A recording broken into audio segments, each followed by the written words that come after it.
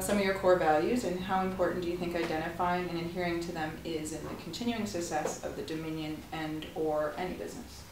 I think having core values is obviously critical to success of whatever venture you're in, whether it's business or life. And so if you understand the product that we sell, which basically is a promise. When you buy an insurance product, you don't you sometimes walk away with paper, but you don't walk away with something concrete that you're going to play with or consume in some other way.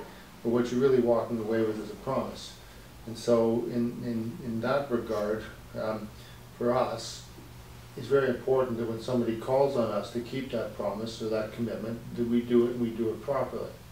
And so when I say that, I mean we have a claim, we look for coverage, we don't try to find ways to avoid coverage. When we find it, we try to pay the right amount, not too much, not too little.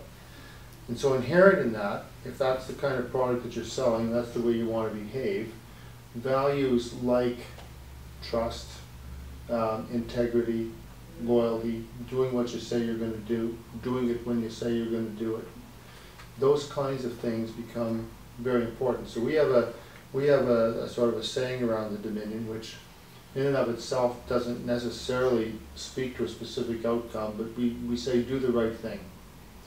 And doing that right thing then means keep your promise. And so that gives an adjuster or an underwriter or anyone else in the company for that matter the opportunity to understand what the rules are, if you will, but to be able to use something they bring that's unique to them, judgment, into the equation around the edges, because it's impossible to define in advance 100% of the situations you're going to encounter. So we say do the right thing, and we expect them to be very, very mindful of the need to honor the commitments that we've made. When you're doing that, consumers matter, and we're in a situation where we deal only through independent brokers. And so my policyholder is your customer. They're not my customer, they're your customer. I have to treat my policyholders at all times as if they were my customer, which gives you a sense of how you would respond to them in a variety of different circumstances. But at every point along the way, I have to be mindful of the fact that they actually belong to you, who are an independent person that have trusted us to look after their business. And if you can get that relationship right, with the values associated with it, then our business partnership works well. Your relationship with your customer, which is really the only asset you have, other than whatever knowledge and professional behavior you bring to the equation, it remains intact. But what we have to do is be very consciously aware, and so that gives another kind of value, which is respect, understanding, compassion, but not foolishness, if you will. So those are the kinds of things that we talk about. I've always resisted the temptation that so many companies have these days to write these things down.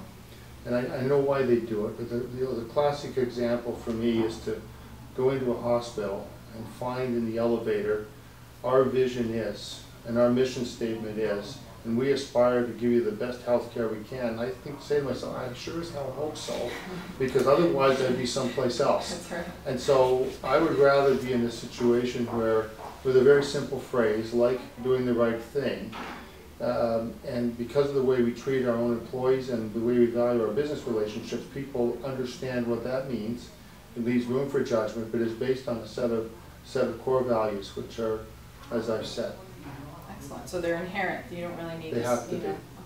If I have to write them down, I got a different problem I need to deal with. Right. Understandable.